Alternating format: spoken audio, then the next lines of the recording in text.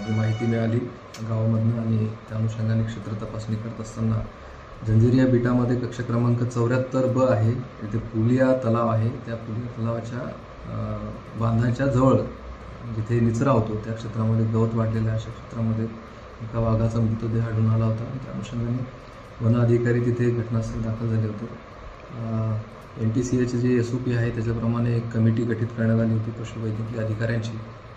त्याच्यामध्ये 4 पशुवैद्यकीय अधिकारी होते.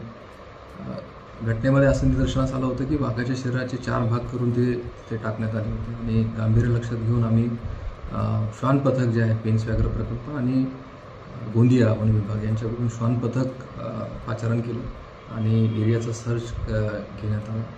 एक संशयित व्यक्ती जो आहे त्यालासुद्धा आम्ही तात्काळ ताब्यात घेतलं.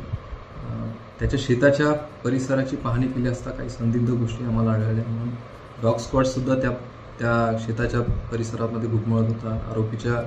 संशयित आरोपीच्या घराच्या आजूबाजूला घुटमळत होता. त्यानुसार राजू वरकडे याला आम्ही तात्काळ अटक केली.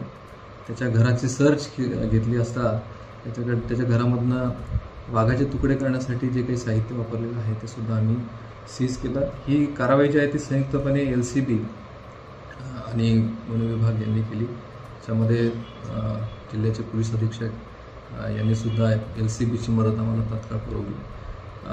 मेन जो आरोपी आहे त्यांनी इतर 2 आरोपींची नावं तपासादरम्यान सांगितली आणि त्यांना सुद्धा रात्रीलाच आम्ही नवेगाव येथून अटक केलेली आहे.